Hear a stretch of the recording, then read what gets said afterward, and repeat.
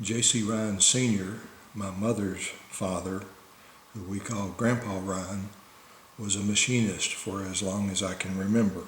He was born in 1893 in Oliver Springs, Tennessee. And from what I understand, he went to school until he got into around the fourth grade. About the fourth grade, he had to drop out and go to work to help support the family. Now, when he actually became a machinist, I'm not really sure.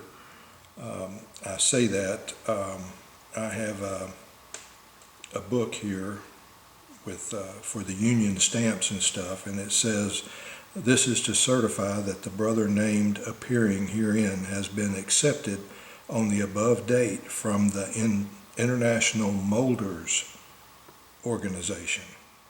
And this was in 1938. So before 1938, he was part of a union called the International Molders, which apparently has to do with molding of cast iron, from what I understand.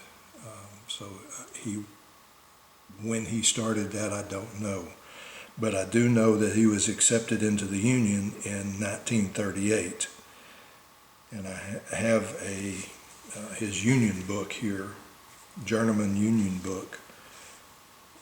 And it has stamps in it starting in 1938 when he was accepted, and goes up through, I think it's 56. No, it goes up to 42. And then after that, there is another journeyman book that picks up and says he was reestablished in this union in 53. So from 42 to 53, I'm not really sure if he was part of the union or what, but for best I can tell, he was a machinist starting in 1938. It could have been before. The Molders, International Molders Association or Union, probably did some machining also, but I don't know that for a fact. He had a machine shop at his house for as long as I can remember. Even, looking at this card for him, how long has it been since you've seen a telephone number that started with MA?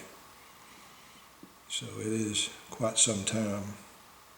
But this video is a video about his toolbox. When he passed away in 1978, his machine shop and toolbox went to one of my uncles, and he used it at his house for a while. I'm not sure how much or what. And then when he passed away, they decided to sell the machine shop, but they decided they wanted to keep the toolbox. And the toolbox went to another uncle of mine, Uncle Robert, who was a twin of my mother. So my mother and Uncle Robert were twins in the family, and they were the youngest. But anyway, Uncle Robert got the toolbox and kept it in his shop, and I assume used it for different things, different times. But in the past couple of years, he decided that somebody else in the family needed that toolbox, and he chose me. And I'm very appreciative of that, because I am very interested, have been interested in machine work and stuff for quite some time now, and enjoying it. So this video is to look at the toolbox and what was contained in the toolbox and some of the information associated with it. Here's one picture I got from a relative of my grandfather. I'm not sure what year this was. I'm not sure of the location. At one time, they said he was working up in Kentucky. It might have been on steam locomotives. I showed this picture to a friend of mine, and he said those were typical locomotives that were seen in Middle Tennessee in the phosphate mines. So I'm not sure where this was taken or what, or even what year. Here's another picture I got from a relative. Again, I'm not sure of the year, where it was or anything about it, but it shows him posing in front of a planer that was used back in the early years of machining.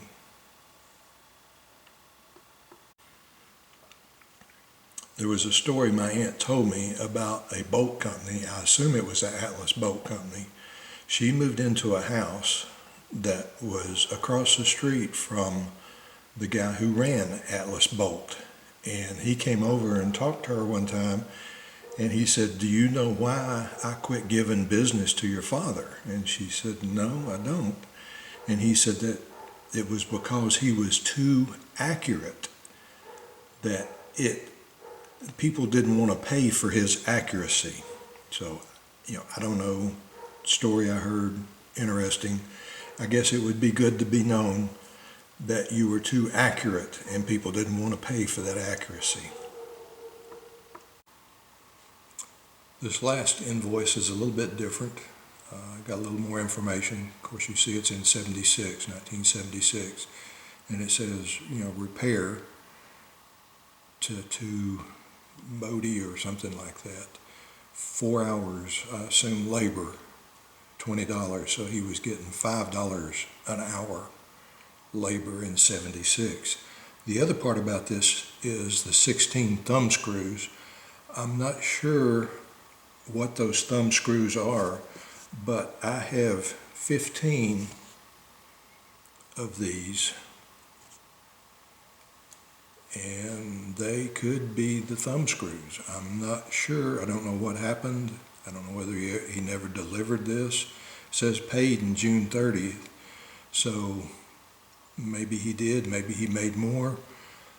Another story more or less associated with this is it seems like these may have come from an uncle of mine who used to do radio type work and had a rack of radios and stuff like that and requested some of these. I don't know. I'm not really sure, but it's kind of curious to see that there is 16 thumb screws and I have 15 of them.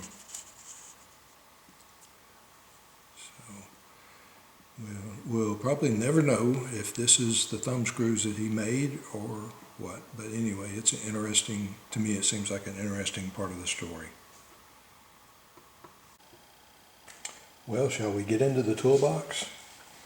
I don't know what year this toolbox is. It's got the square corners on it. Lock still works. Got the leather handle at the top, still intact. Doesn't have the D-ring, has this pull thing here. I'm not sure what it's called. So that might help date it. I don't know. I don't have the information.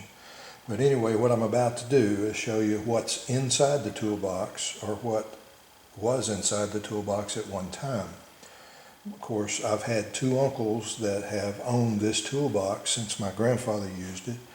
And the tools in it are all assumed to be Grandpa Ryan's, but I don't know that for a fact. Now, what drawers he had the tools in, I have no idea. It's kind of interesting. You'll see later there's a drawer down here that is pretty well worn and makes me wonder what was in that. What did he go for that often that caused the paint to wear off? You'll see it in a minute. Anyway, it's a square corner with lock. 7 drawer. Lock still works.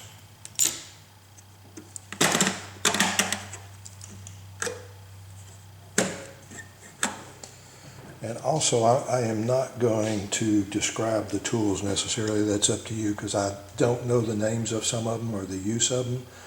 And I'll just let the people watching this figure that out.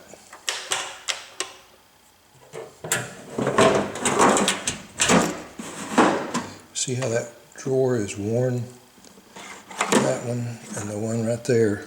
I always wondered what he kept in those two drawers, that they would be used so often. But anyway, here's just a picture of the toolbox itself. You can see it does say Kennedy up here. I don't know what the, again, what model number or what the date is on it.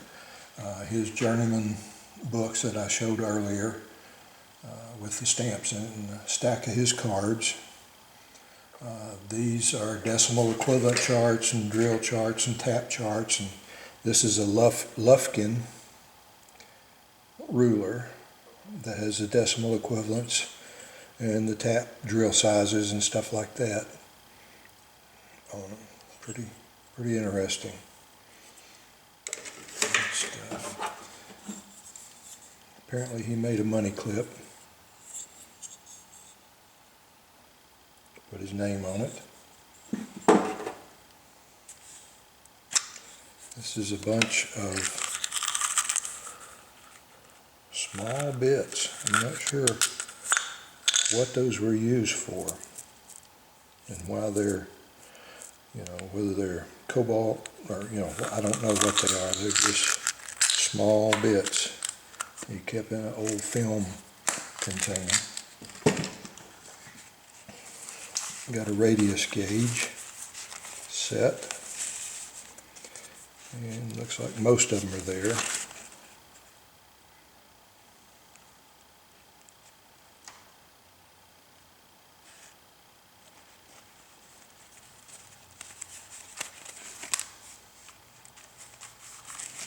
Not sure who the manufacturer of this is. Oh,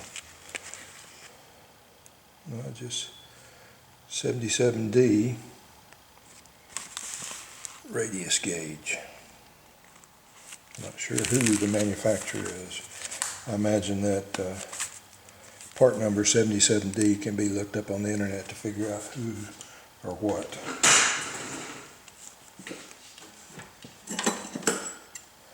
A couple of files. There's more files on down. A Federal gauge.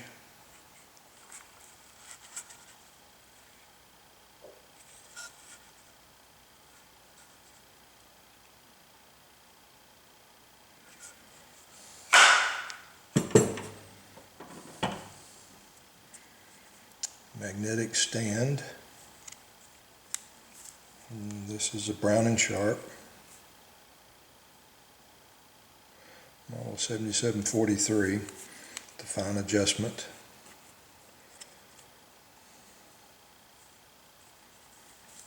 Magnetic. Another stand. I'm not sure who the manufacturer is on this. Oh, there it is. Can't read it. Starrett. It's a Starrett. Got the fine adjustment and the pointed markers. There's some more of these later on. Let's see. Like I said earlier, this is a 7-drawer Kennedy toolbox. Again, don't know the model number. But let's start looking at some of the drawers and what's in them. So, open this drawer and we have a lot of hole gauges over here. Different sizes. The boxes are not all correct because these two boxes are the same. But they contain different hole gauges. So it's got a red box, but it's not necessarily what belongs in the box.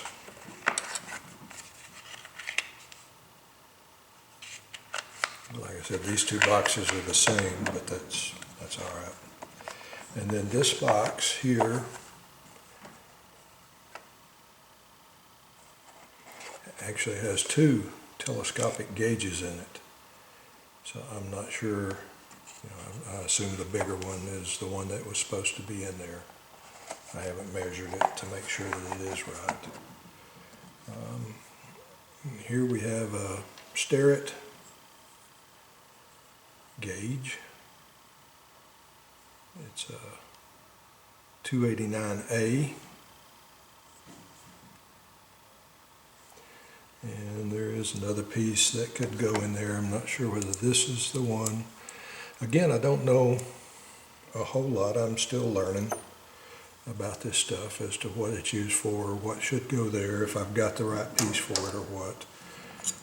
Here is a 9 degree. This is a Brown and Sharp. Manufactured. This looks like a depth gauge from Starrett, but I don't have the piece that goes in to do the depth on that. This piece I thought at first was the depth gauge, but it's too fat to fit in there, so it probably goes with this guy. And this is a 554, Brown and Sharp 554. I think it's again, I don't know enough about these things to really say what they are. I'll leave that to the people watching the video if they're interested.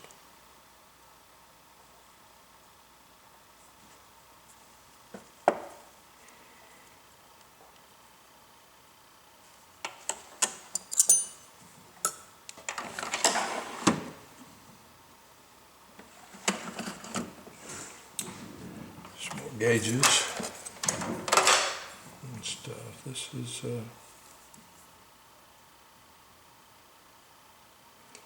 Brown and Sharp, I believe is what it says.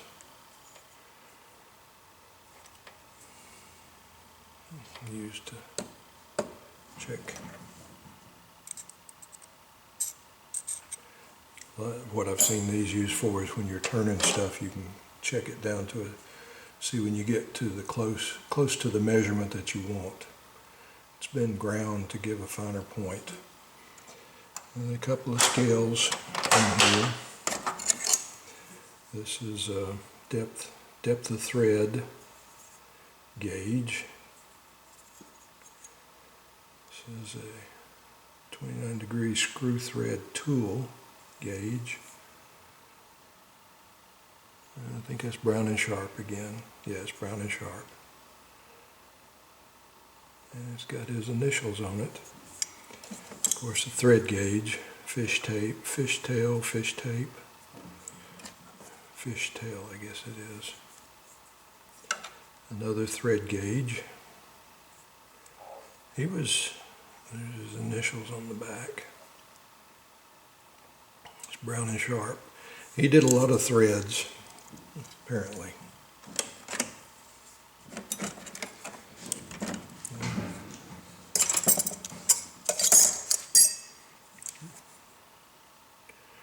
A drill grinding gauge. It's a general hardware manufacturer company, but it shows how to use it for your drills, to sharpen your drills. And here's a pocket chum, the Executive pocket chum calipers. Does inside and outside measurements for the in and outs. Decimal equivalent.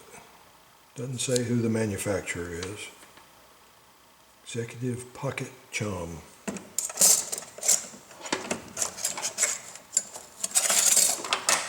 And just more scales over here. Got his initials again. Starrett.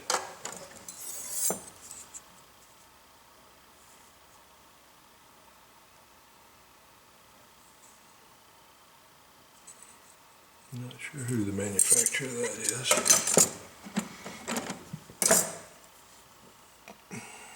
Excuse me, got his initials in there, if you can see them.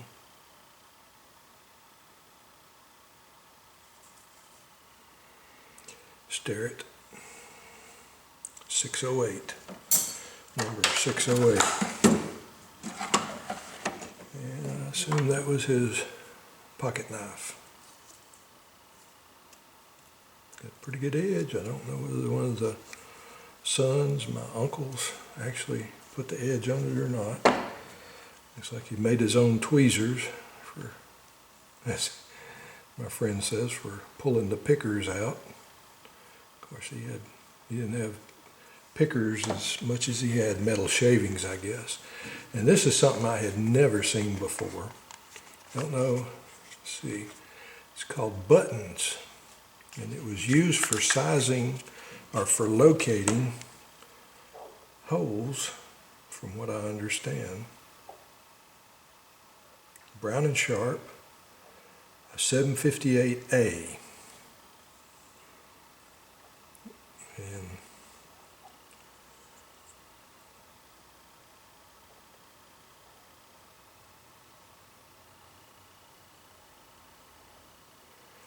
And from what I understand, you would essentially thread a hole and then put these buttons out there and locate the button where it was where the hole was supposed to be, or something like that. I'm not really sure. But it's a 758A if you want to look it up on the internet. Brown and Sharp.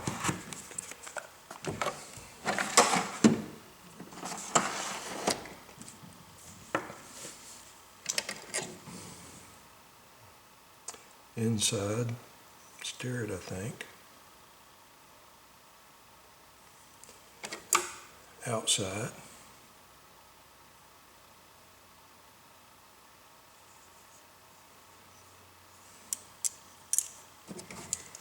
Outside. I think that's a Lufkin. I believe these are Starrett. Yep, Starrett. Starrett.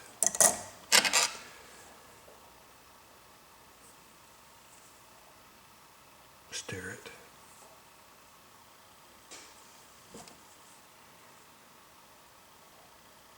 Number 800. I think it's Brown and Sharp. Number 800.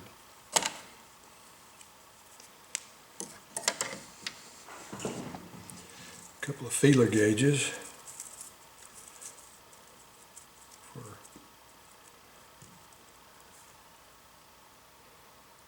checking distances and stuff in thousandths. Looks like that one may have been used a little bit.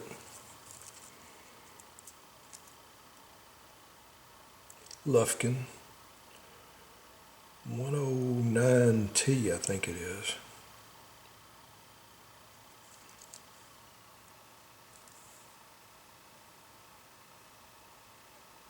January 27th, 1925. That date is two days before my mother was born. Another set of feeler gauges.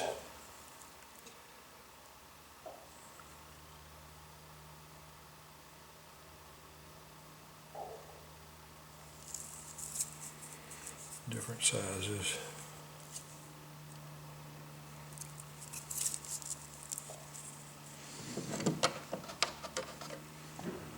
Thread pitch gauge. Starrett. My uncle also told me that there was part of Grandpa in here. That kind of took me back for a minute. I didn't know for sure what he was referring to. But anyway, after talking to him for a little while, come to find out, got a couple of Grandpa's gold teeth in there. Apparently he had some gold caps put on some time ago and had them removed and kept them. I guess, well, it was gold, so. But yeah, part of Grandpa in there. Of course, a magnifying glass. There's a couple of them in here. A Zippo magnifying glass.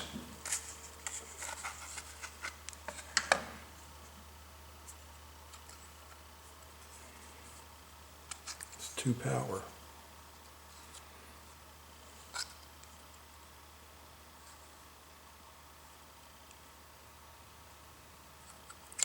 Pretty neat. That was probably a promotional thing given out. A magnifying glass out of something. I'm not sure whether that's in here or not.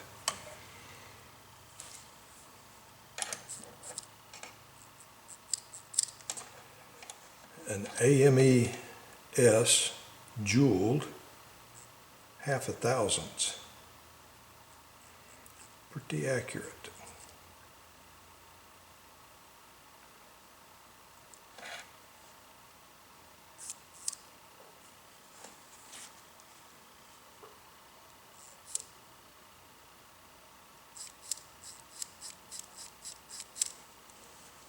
A couple of more magnifying glasses. This was a flashlight that had batteries in it and had a bulb in the end of it, and you could shine a light down and look. It was a 10X Bosch and Lomb. May have to repurpose that. Don't know whether that was in there originally or whether I put that in there.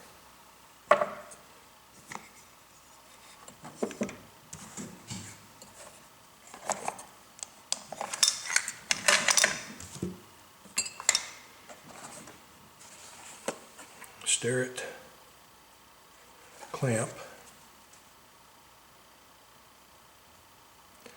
There's a couple of them in here. I don't know whether that's all the pieces that go in that box or not. And then we have a Starrett, I think this is thousandths.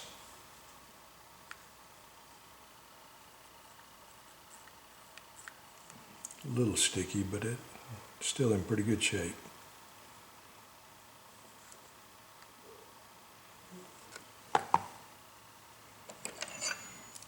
Here is one, another clamp, apparently broke and was brazed back. I don't know who did the brazing. Been used a little bit, I would say, because it's a little loose in the threads. But you could put the rods and stuff in there. Imagine these, no, these, maybe this one, yeah. This should, yeah. And that was used to hold the gauges, clamp it to something.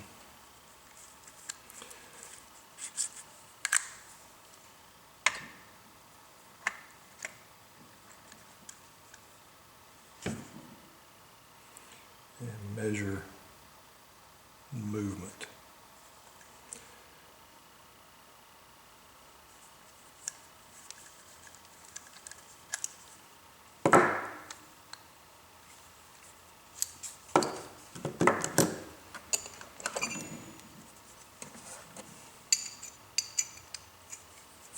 Was another, I think this was actually put in the Armstrong tool holder, and then you could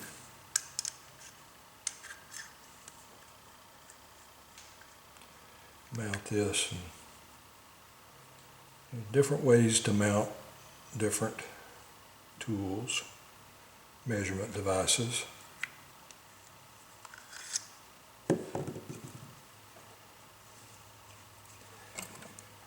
These don't fit on that one. There's two of these in here, and they're used to do the inside, if I'm not mistaken. To find, I'm not sure that I have a rod that this fits on. I'd have to, oh, that's where it goes. Okay, let's try this. Let's move that down there, and put this in here.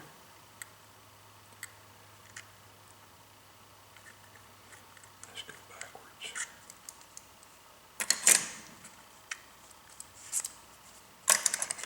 Put this on first.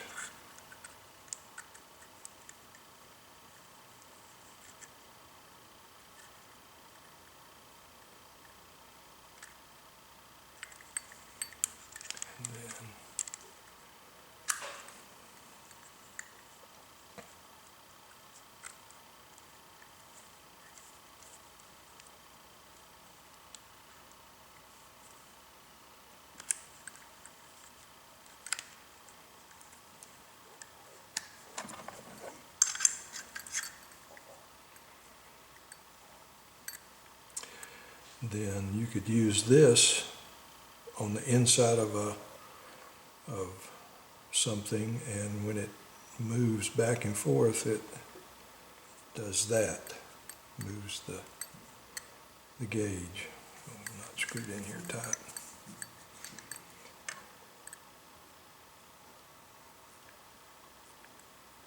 So instead of this running against your material, this button, you use this to give you the movement.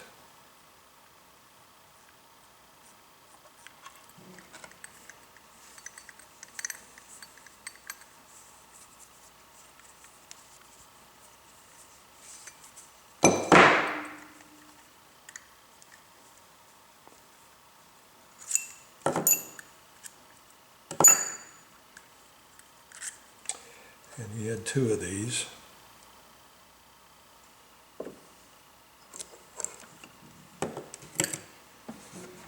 And a couple of gauge blocks. I think there was a couple of gauge blocks in there with the teeth. But I'm not good with gauge blocks. These aren't clean enough to really, they're supposed to, what they call, ring together. Anyway. Some more attachments. You see these back here in the corner. These are buttons, different buttons that go in place of this big button. So you could have a smaller button back there. This, I have absolutely no idea what that is.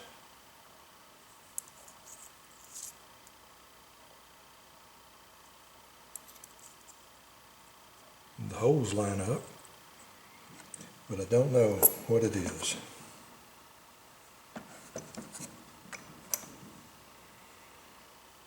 This is a pointer probably used to center something. So anyway, that's basically what's in that drawer.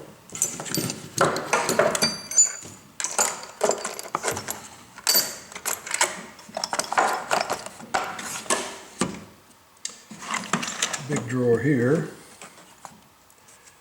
another Starrett. This is a 130 level, number 130, which is 3 3/8 inches long. Starrett, and it's still in the oil paper.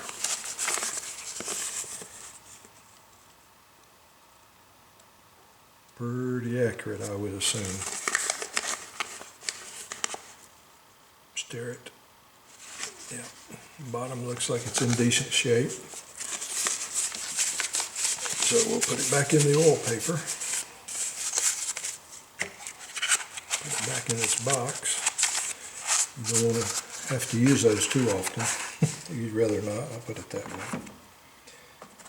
Let's see what we got here. This is a 4.5 inch, a number 530 Toolmakers knife edge, straight edge, brown and sharp. So this is, if I'm not mistaken, used to check something for straightness or flatness. You put it down on something like that and look for light between it, see how flat it is.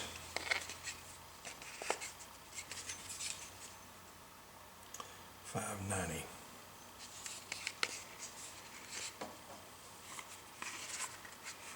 It says 530, but that, oh, that does say 530. I'm sorry.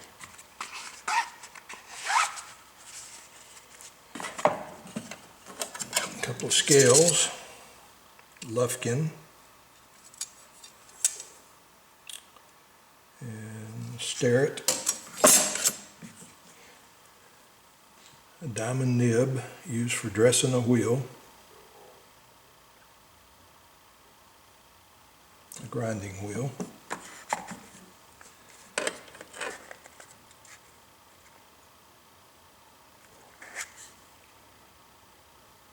This probably needs to go back up into this drawer.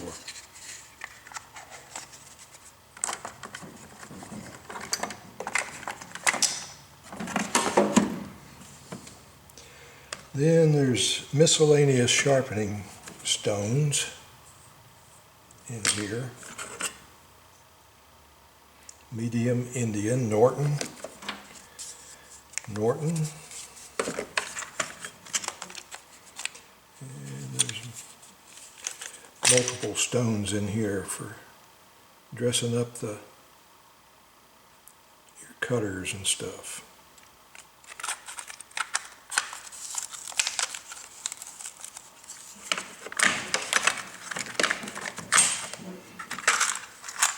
Miscellaneous taps, some small ones, one drill.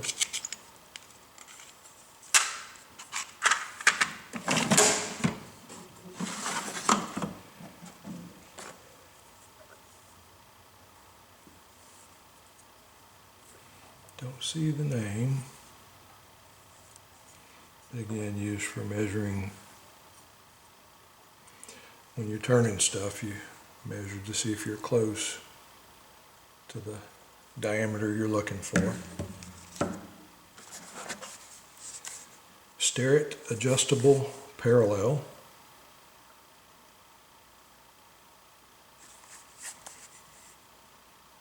$154E.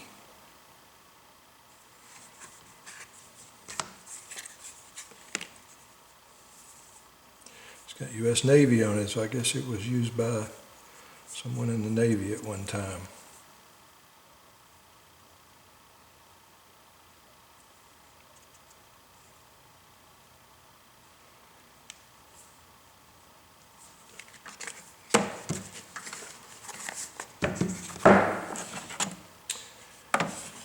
Starrett. This I assume was his go-to once he could afford it. Number 120.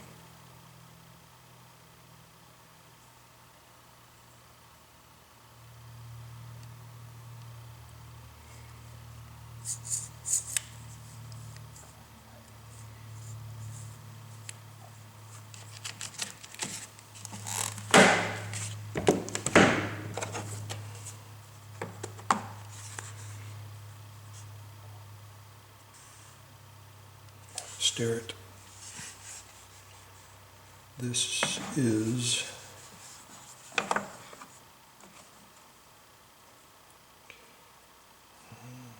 forgot what it's called now, but it's used to measure the diameter of a hole, and you've got different size tabs or different size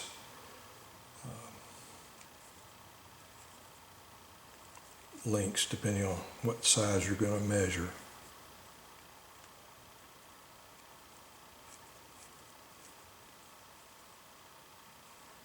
That go in here. I have not used this.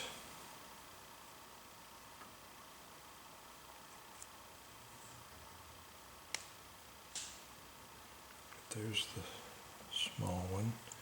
If you're going to do a big diameter or a bigger,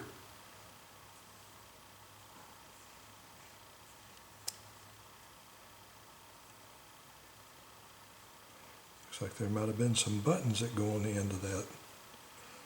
Maybe this, I don't know. I don't know, again, a lot about it.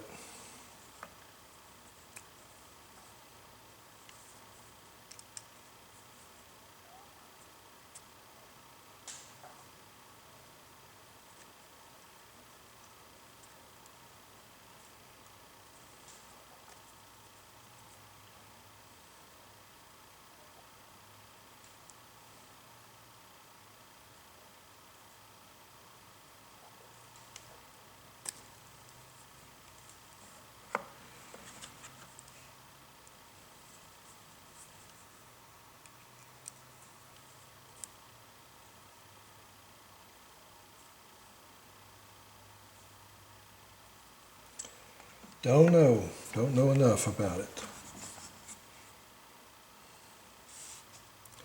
A little mold, mildew and stuff on it. I assume this is the one he used the most before he got to Starrett, but I don't know that. The reason I say that is it's dirty.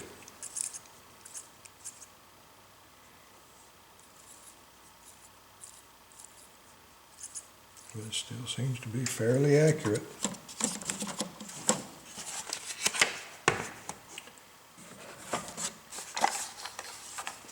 Brown and Sharp depth gauge. For checking longer depths, you got to change out things.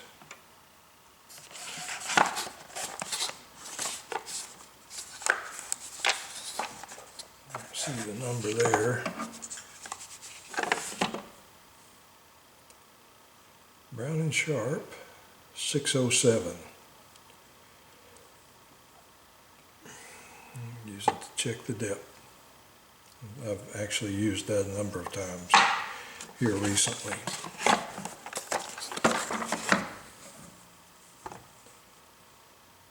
Starrett micrometer.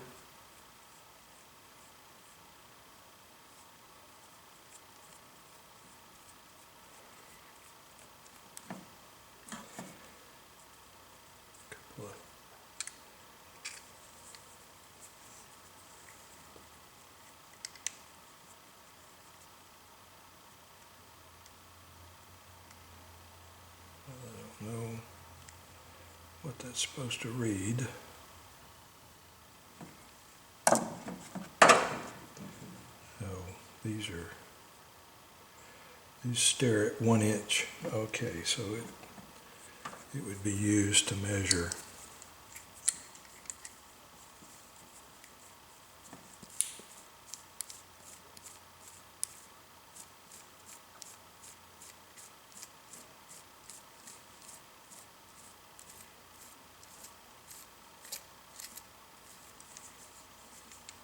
this way.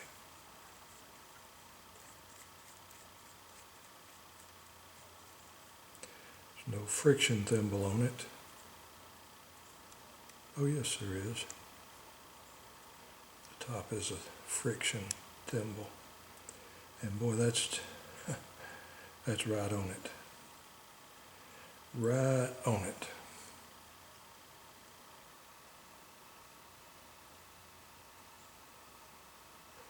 Number 230F. Let's see if this is an inch gauge also. No, it's kind of rough around the edges, so I'm not really sure what that was. Got some numbers on it.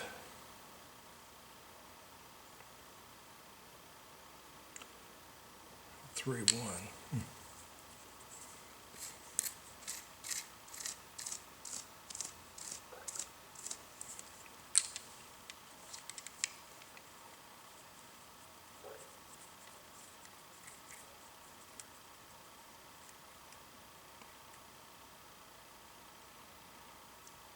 312 is what it measures. So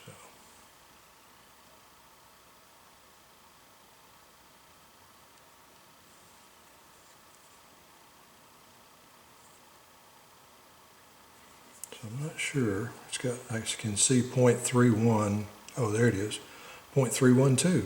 Okay. Somebody ground it off and put it on there again. So, then here's a stare it again.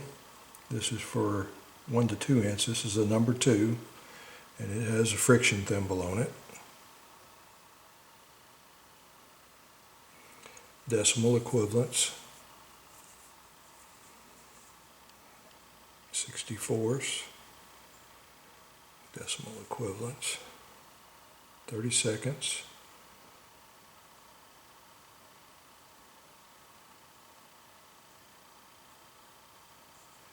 stare it. And then this is a 3 to 4. This is a stare it also. A number 226 says 3 inch.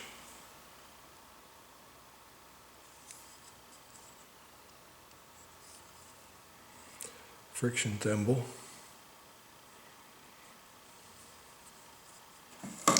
They all seem to be in pretty good shape. And I'll have to get them out to where I can use them.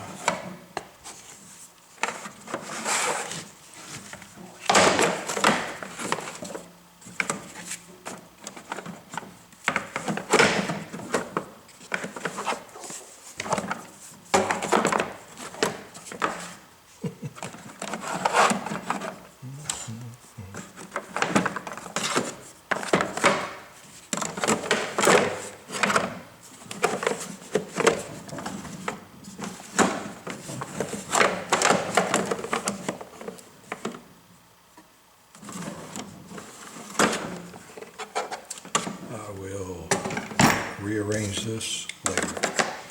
Okay, so that's basically going through what's in the toolbox, but with all the tools in there, it was too heavy to carry. So my uncle put some more tools in a box, in a shoebox, and we'll go to that shoebox next.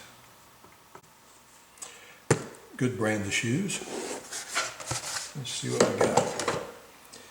Okay, this is a Brown & Sharp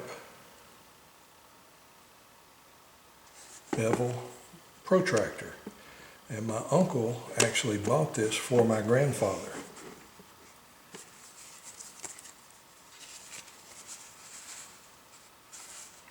Universal bevel protractor.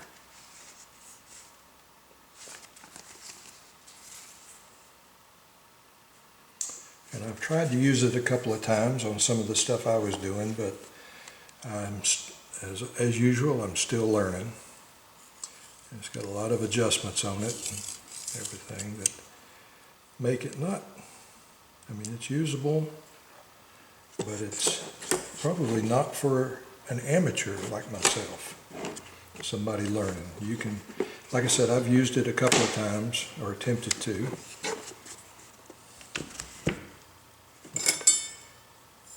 Another square. Okay, it's a Starrett, number 20.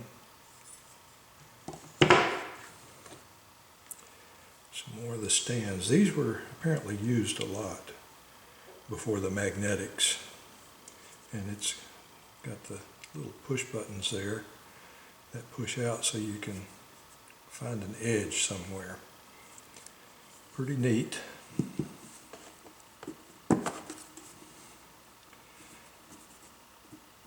They will poke you. They are sharp.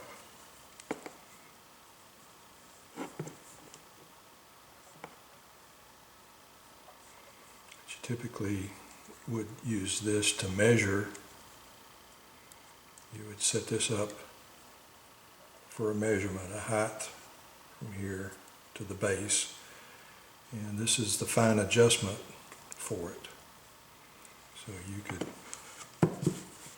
set that down on a base, and like I said, measure the height of something, or mark. In some cases you would use dicom, that bluing compound, mark up your metal, set this to the right height, and then scribe a line down through it.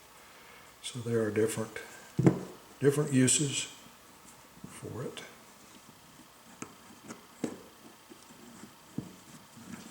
And yes, it will poke you. How do I know? Yes.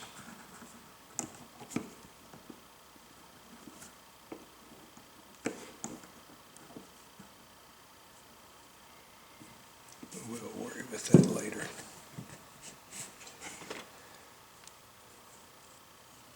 Another holder for indicators. Don't see a name. Just got my grandfather's initials on it. Articulating arm. A little different. You don't see this. You see it in a different form nowadays. They have the new modern versions of those. This apparently is a sharpening stone, a Norton A600, I guess S9B. It is smooth. It would put a fine edge on something, I would assume. 90 degree. Looks homemade. I don't see a name on it somewhere. This is something you might do as an apprentice or something. You build one of these. Grind it and square it, and then you use it as a fixture plate. Use the screws to hold stuff. Use these screws to clamp it down to a table.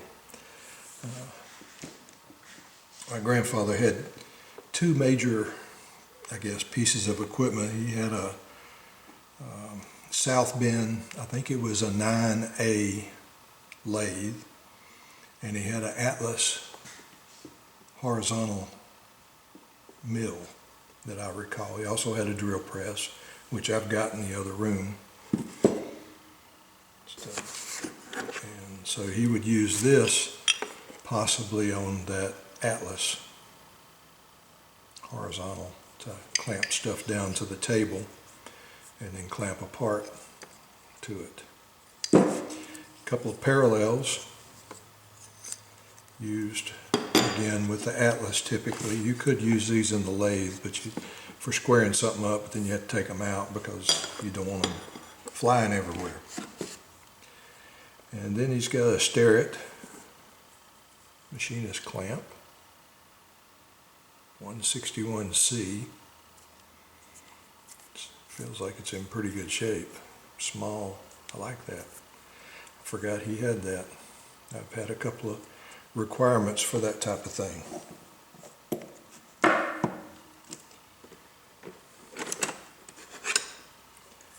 Inside calipers, I guess, they're Starrett. I'm not sure whether they call these calipers or not, but these have a unique, they have a funny leg to them. Let's see if I can remember how to work it. You can do your measurement inside, but then you might have to pull these out some way, so you can loosen this, and one way or the other, loosen it, and then you can move those back together to get it out, and then move this back to where it was and cinch it down, and then take your measurement. So let me explain that one more time. Take your measurement in something, and if it was, had lips on it or something that you couldn't pull it straight out, you take your measurement on the inside, loosen this guy, fold that leg in, pull it out of the piece you were working on, put it back to where it was, tighten that back down, and take your measurement.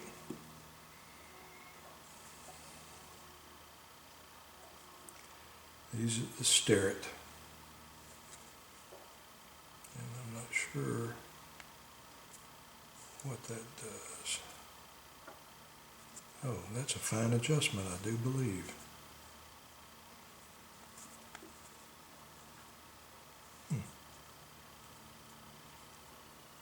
I'll have to look that up. Starrett.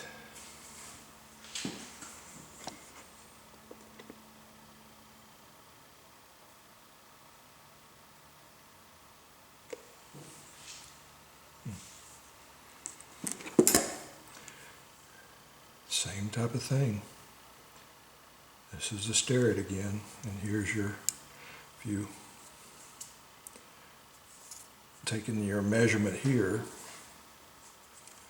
and you tighten this down, and apparently this is, like I said, fine adjustment here. And then if you had to get this out over something, you would loosen it here,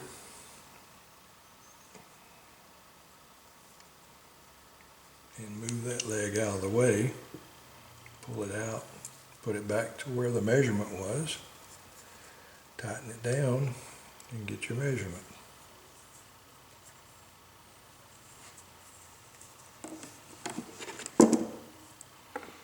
Some more inside.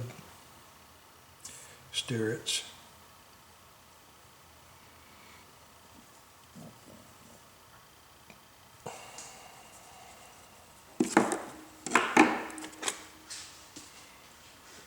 More inside.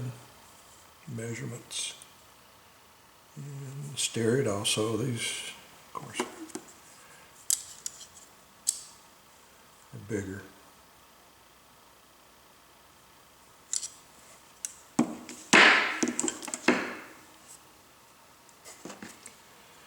Part of a machinist jaw, parallel. This is one of your measurement rods that would go in one of the bases.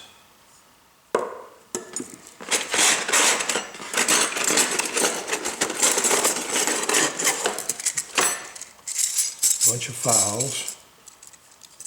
People don't realize, you think you've got a machine to do the work. Yes, you do, and it does most of the work, but you typically end up filing. File to fit. This is a Brown and Sharp planer gauge. Some pieces missing off of it, but you would set this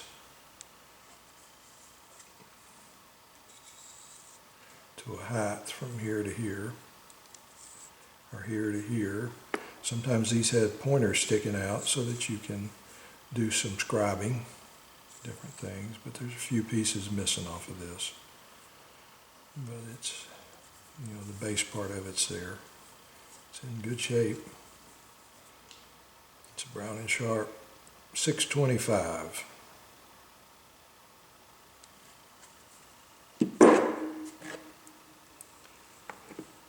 Couple of V-blocks with clamps, and I got some pointers in there that are, not sure why they're in there. These are Brown and Sharp 750As.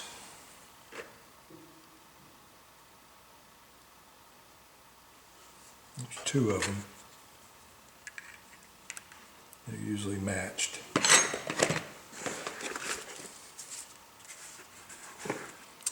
Sharpening stone. India oil stone.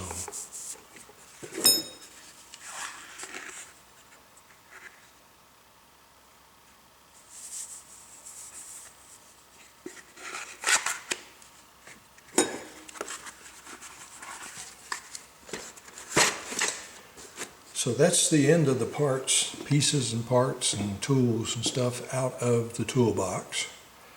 I am going to set up a metrology center with this toolbox on the top. I'm going to add some tools, some older tools, some newer tools and stuff like that to it, and create a metrology center so I can roll it around and use it on the different pieces of equipment.